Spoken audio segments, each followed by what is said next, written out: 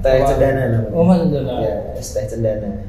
Ini di sekitar Polokarto ada 3, kemudian yang di Mojosongo ada 1, total 4 yang kita kelola.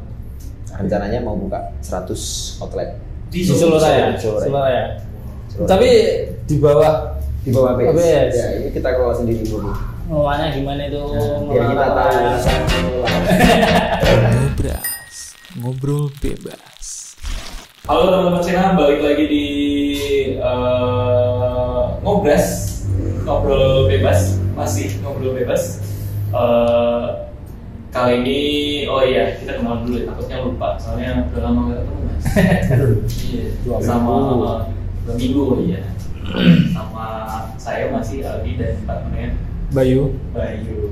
Kalau teman-teman Sena nonton cerita bisnisku yang 4 bulan yang lalu kurang lebih, itu ada ini es teh Sultan Express.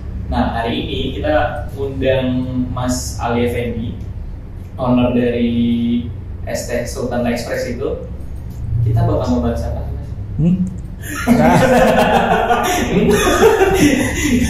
Kita bakal membahas apa nih hari ini? Kita ngobrol-ngobrol aja, ngobrol lebih dalam.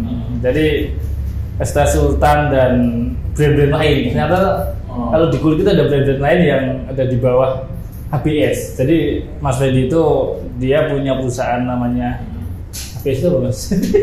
Air Bening Studio. Air Bening Studio. Jadi dia baru 2020 ya Mas? 2020 ya benar. 2020 tapi udah punya banyak usaha brand dan di berbagai tempat. Oh, berarti es teh Sultan ini di bawah HBS itu Mas? Di bawah. Dan salah satu ini cuma salah satu aja. Jadi kita ngobrol, pengen belajar. Nah itu bagaimana bisa menjamur gitu ya. Nah, karena seingatku juga dulu Mas Fendi sempat ngomong kalau kan berdirinya es teh Sultan ini dari 2021 ya Mas ya. Itu udah sampai sekarang tuh setahu udah 500 mitra, hampir seluruh Indonesia. Nah kita mau tahu tips-tipsnya juga nih, kok bisa sampai sekencang itu mitranya sampai seluruh Indonesia lagi kan. Dan di masa pandemi lagi betul. Nah 2021 loh Mas. Makanya turun dia mencuat. Iya ya. Terbang. Itu kira-kira gimana sih Mas? Atau mungkin bisa cerita dulu deh es teh Sultan sambil teman-teman kita remind lagi gitu. HBS dan HBS ini apa? Oke, thank you Mas Sena, Mas Bayu, dan juga Mas Aldi. Mas Aldi. Pak, kita kenal dulu. Nama saya Ali Effendi. Biasanya teman-teman manggil saya Fendi ya. Saya salah satu founder Air Bening Studio. Air Bening Studio ini adalah holding company yang membawai banyak brand. Total kurang lebih sudah ada 12 brand yang kita create di Air Bening Studio. 12 brand diantaranya ada es teh, ada boba, ada kopi. Ini yang terbaru ada namanya Odeng. Mulai Korea. Makanan betul, Korean food. Ini sudah mulai kita create dan nanti ada mie, ada ayam juga dan lain sebagainya, banyak.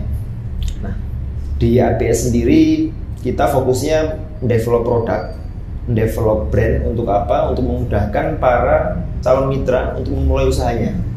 Nah, kalau dulu kita mulai usaha agak susah nih Mas. Kenapa? Karena biayanya tinggi sekali.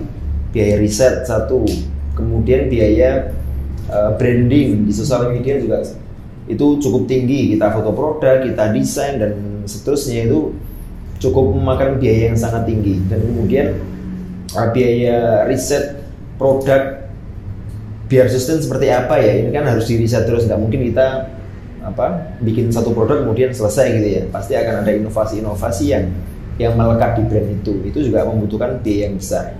Kemudian apalagi untuk belajar caranya biar rame seperti apa di lapangan dan lain sebagainya, itu membutuhkan biaya yang cukup tinggi. Nah, di kita sudah kita create sedemikian rupa biar calon mitra itu mudah untuk memulai usahanya.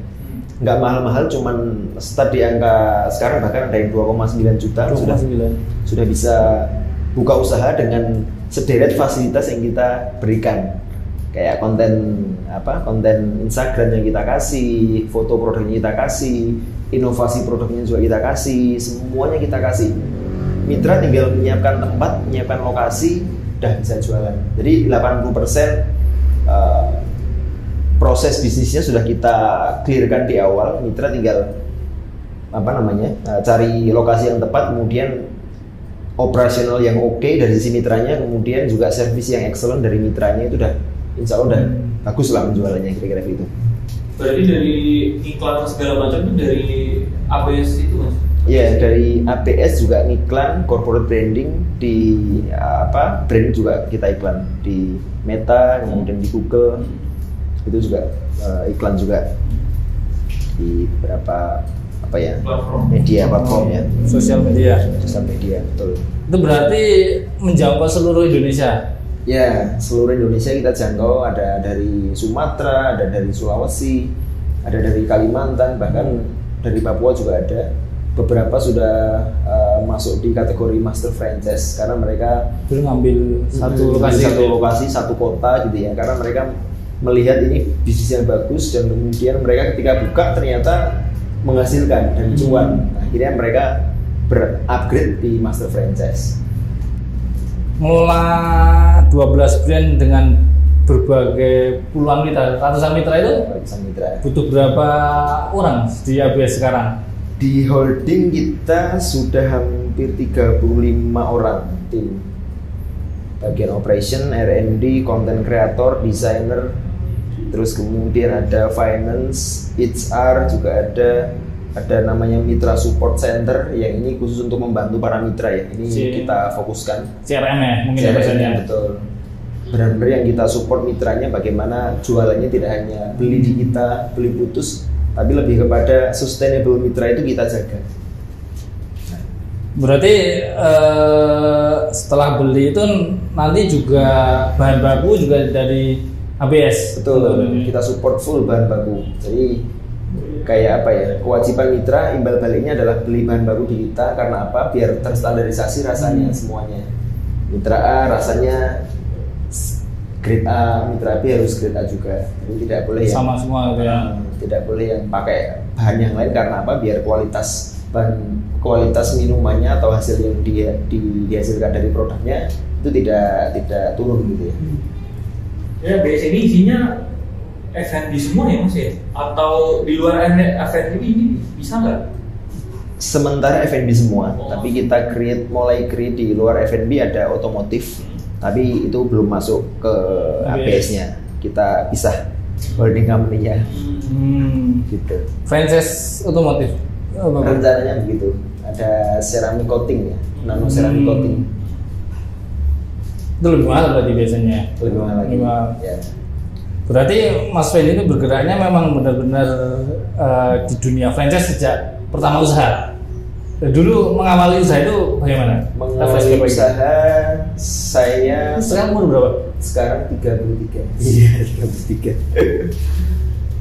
Tetap dulu kerja di UKM ya, di toko-toko komputer, kemudian ada di beberapa toko yang lain. Itu kalau saya tidak melulu di F&B karena memang basically ya adanya itu ya kita jalankan dengan baik, dengan penuh dengan tanggung jawab gitu ya. Kalau dulu bisnis pertama malah saya di fashion malah. Ada jualan jam tangan gini juga ada, jualan herbal juga pernah, jualan snack juga pernah, jualan tenongan itu juga pernah di offline.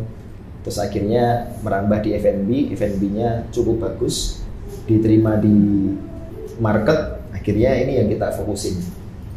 Nah, sekarang seperti itu. Akhirnya membangun ABS itu ya? Ya, akhirnya membangun ABS. Cara marketingnya, kita bahas cara marketingnya. Jadi marketingnya itu kan bagaimana kita menawarkan sebuah peluang usaha kan? Kan kalau marketing kayak yang biasanya kan menawarkan produk ya. Ini kayak Kristalin, misalkan produk Kristalin ditawarkan ke customer. Jadi kan menawarkan peluang usaha. Tahap marketingnya itu seperti apa? Apakah lama journey-nya ya? Karena kan lumayan nih kalau dibanding retail ya. Customer journey-nya memang dari awal kita sudah cek ya set target marketnya seperti apa. Contohnya misalkan yang banyak itu ibu-ibu rumah tangga yang pengen punya penghasilan sampingan, punya penghasilan sampingan atau punya kesibukan lah, karena suaminya mungkin sudah kerja dan anaknya masih kecil dan biasanya anaknya sudah mulai bisa ditinggal. Nah, kayak itu berarti kan target marketnya emak-emak nih. Nah, kita ngiklannya juga disesuaikan. Contohnya di Meta Ads ya, kita berikan funneling awareness dulu, awareness seperti apa, kemudian consideration-nya seperti apa, kemudian call to action-nya bagaimana. Nah, itu yang kita fokusin di Meta. Kalau di Google langsung biasanya beda lagi journey-nya. Kalau di Google kita nembak keyword, kemudian landing page, kemudian ke WhatsApp, kemudian udah closing. Nah, WhatsApp gitu. CS ya berarti ya? WhatsApp CS, betul. Ketika customer journey-nya beda-beda tergantung platform yang kita pakai ya. Berarti hampir sebagian besar nih ya online internet marketing ya? Betul, online semuanya, hampir semuanya, malah total ya. Kalau sekarang ini 100% online. 100%. Berarti nggak ada yang canvassing. Nah, baru mulai ada. Baru mulai kita create.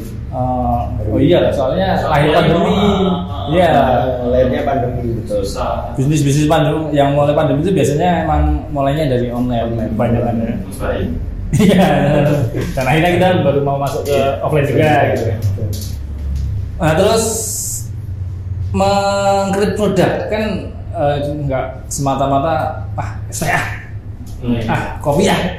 Itu kan itu awalnya gimana? Ya, biasanya kita cek ombak dulu juga, Mas. Jadi kalau di F&B itu cenderung ada polanya gitu, kita amati. Ada pola es teh, kemudian ada kopinya, kemudian apalagi coklat, apalagi gitu. Jadi kayak siklus itu muter. Nah, kita amati aja ini lagi ngetren apa sih? Nah, kita ikut. Kita belum bisa menciptakan trennya, tapi kita ngikut dulu. Baru nanti ketika suatu saat nanti sudah besar, sudah bisa improve banyak hal, baru kita ciptakan produk, ciptakan trennya kira-kira.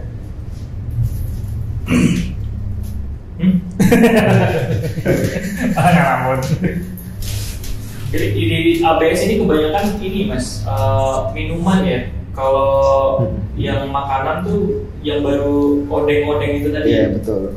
Hampir 100% dulu minuman semuanya, karena selain simple kita SKU-nya biar nggak banyak lah kira-kira. Makanan kan cenderung tricky ya, masalah operasionalnya, kemudian pengirimannya juga harus ada sesuatu yang harus kita persiapkan semuanya. Nah, mulai tahun ini 2004 ini kita pengen merambah di makanan. Nah, makanan apa? Ini sudah keluar Wang Odeng namanya, Odeng makanan Korean street food. Nah, brandnya Wang Odeng. Nah, kemudian nanti ada lagi chicken juga baru mulai kita develop di ayam crispy itu kayak ke ayam crispy, terus ayam geprek gitu. Pengennya menyentuh di ayam, tetap ayaman ya. Soalnya pasarnya mungkin kayak yang Mas Fendi bilang tuh, Mas Fendi bisnis tuh pasarnya emang mahasiswa ya? Iya, mahasiswa. Jadi dari strategi pricingnya segala macam tuh emang menyesuaikan sama betul. Ini tentunya di ayam geprek yang mahasiswa. Kalau operasional kan, kalau franchise itu kan operasional kan bukan cabang ya kan. Kemarin kalau di ST Sultan kan cabang itu ya. Nah, itu kan operasional ada di bawah ABS mungkin ya. Nah, kalau franchise kan berarti operasional ada yang pembeli kan. Itu untuk jaga biar sesuai SOP, terus produknya itu standar itu bagaimana? Ya, tetap di mitra kita lakukan edukasi bagaimana mitra itu biar bisa sesuai dengan SOP yang kita berikan. SOP juga kita mudahkan untuk mereka akses, ada hard copy-nya, kemudian ada videonya juga. Kalau mereka kesulitan, kita akan pandu lewat telepon, lewat calling, video call, dan seterusnya biar sesuai dengan standar kita. Bener-bener pokoknya harus plug deh, biar 100% sama semua dari semua mitra ya. Berarti kayak dikirimi tutorial membuat es teh gitu ya? Iya betul, tutorial. Iya dong. Gulanya berapa kan? Ada takarannya semua. Gulanya pakai 50 mili, terus kemudian tehnya pakai berapa mili, es batunya pakai berapa. Ini semuanya sudah ditakar biar enak. Sampai bahkan kalau gula itu brandnya, mereknya harus ini, harus itu. Nah, berarti kalau gula nggak dari pusat atau boleh beli gitu? Boleh beli di rumah masing-masing, di tempat tinggal masing-masing. Berarti kalau bahan baku yang dari pusat yang inti ya? Yang inti. Kalau teh ya teh, kalau yang serbuk minuman ya ada coklatnya, ada leci dan seterusnya. Kalau gula sama es batu bisa dibeli di masing-masing. Air. Ya, nggak bisa dikirim. Gak enaknya franchise kayak gini apa sih? Nggak enaknya ya. Kan banyak tuh, kontrolnya susah kan lumayan. Ya. Kira apa tuh? Kalau dari kita mungkin lebih kepada mitra itu kadang-kadang juga bukanya seenaknya sendiri karena merasa sudah ini punya aku gitu ya. Akhirnya mereka servisnya nggak maksimal. Kalau jualan juga terlalu bukanya sak penake dhewe kalau bahasa Jawanya gitu ya. Hari ini buka, besoknya tutup. Hari ini besoknya buka lagi, terus tutup lagi. Nah itu inkonsistensi mitra itu yang membuat penjualan mereka sebenarnya malah jadi turun. Nah harapannya ketika bermitra ya, yuk kita bareng-bareng untuk ngegedein brandnya biar customernya tidak kecewa gitu. Ketika aku pengen es teh nih di sana, oh ternyata tutup kan ya, kasihan si customernya. Oh betul. Sekarang tutup mau pindah. Mau ini cabut dan tutup lagi. Benar. Betul.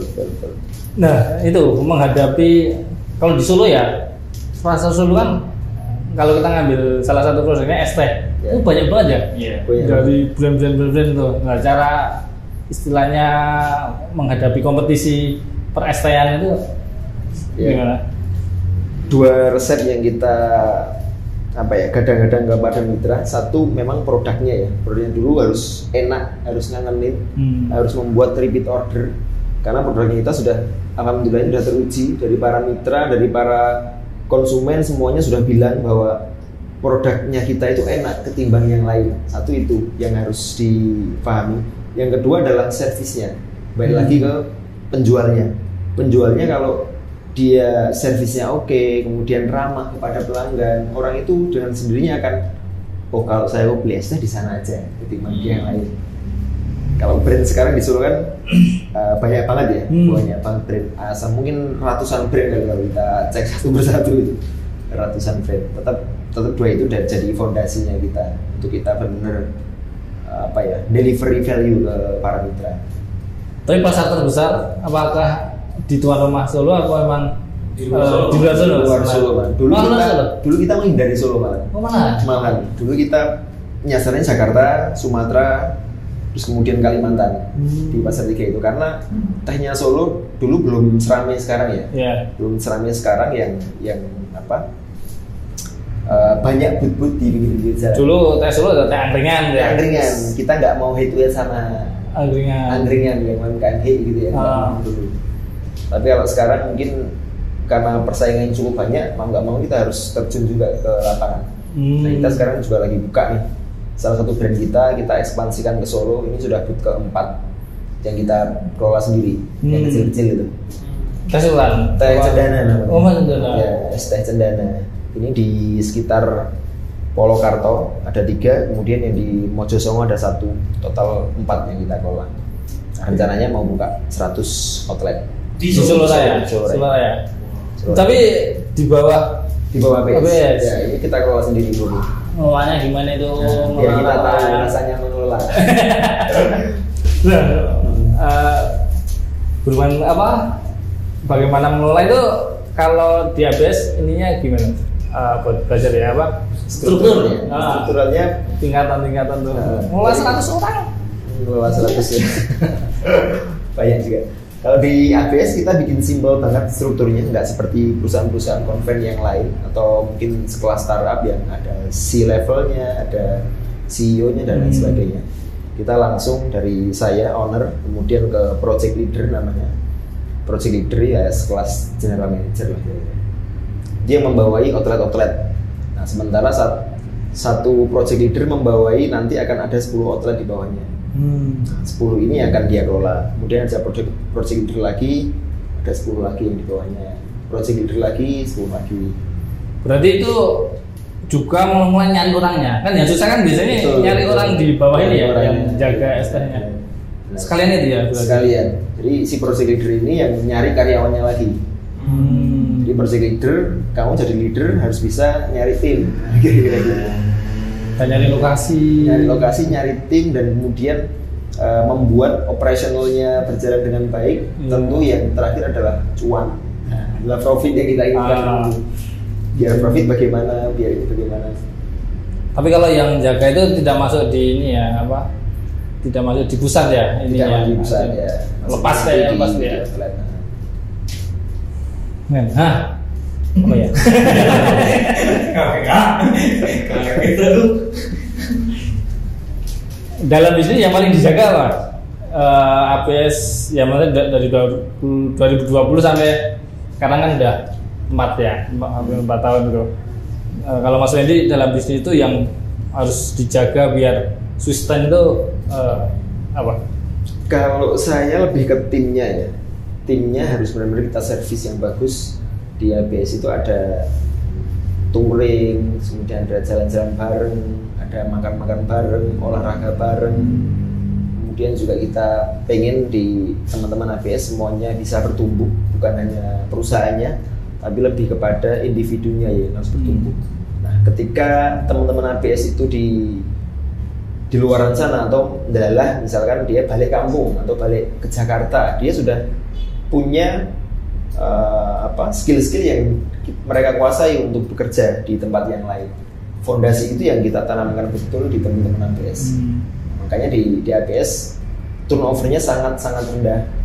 Jadi mereka hampir semuanya betah ketika satu value sama kita. Nah, itu yang paling kita jaga dari sisi timnya.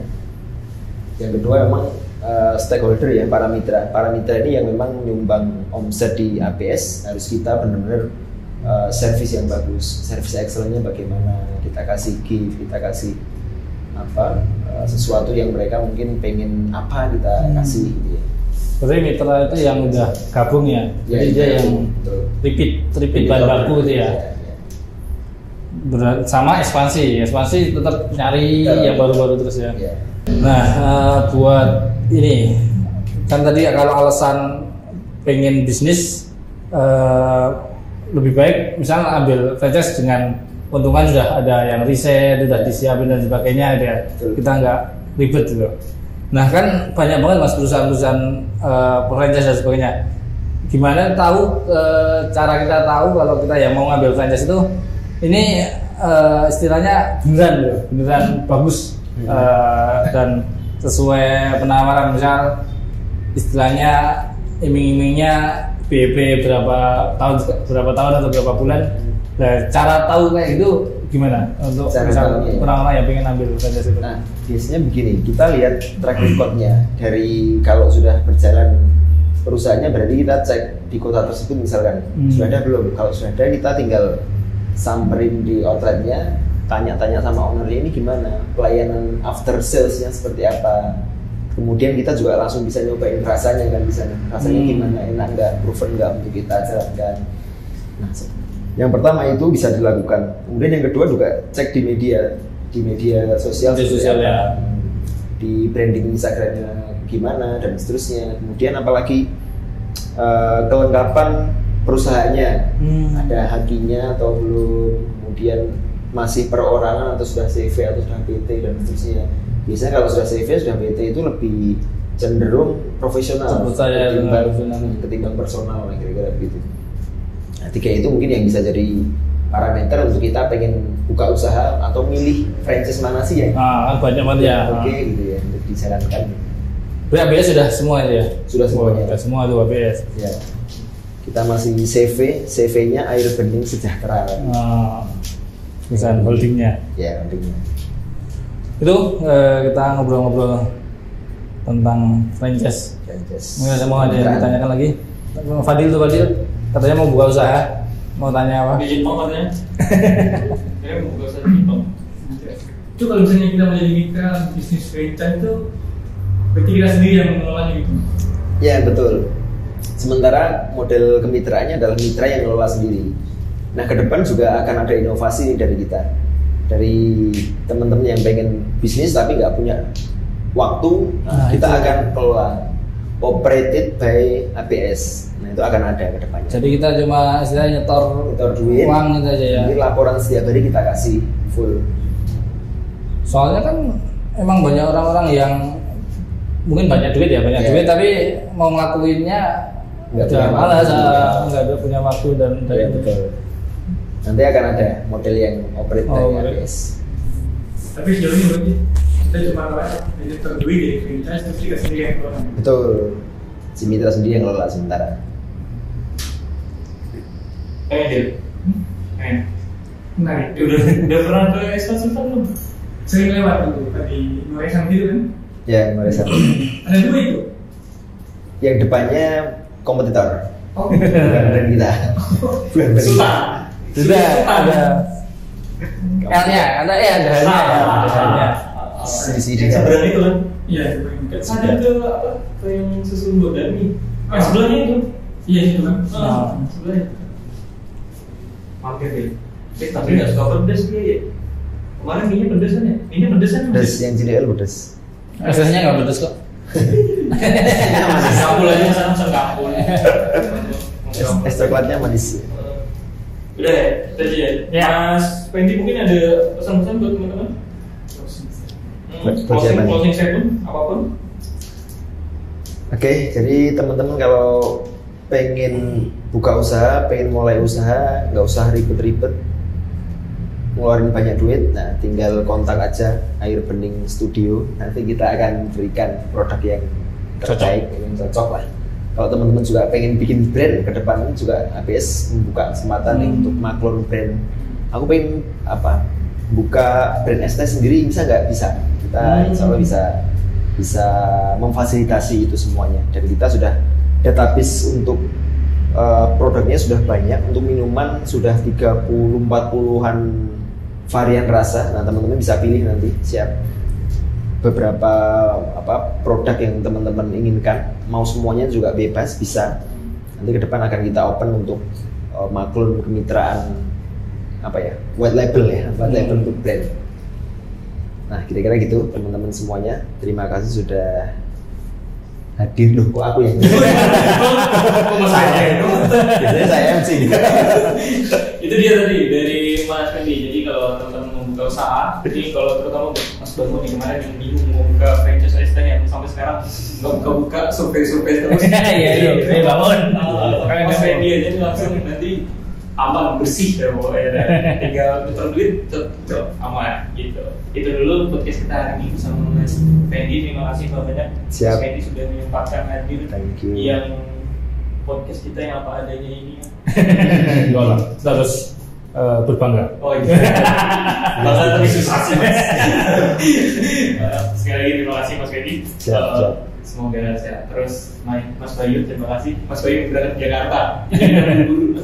Udah teman-teman, terima kasih. Wassalamualaikum warahmatullahi wabarakatuh. Waalaikumsalam warahmatullahi wabarakatuh.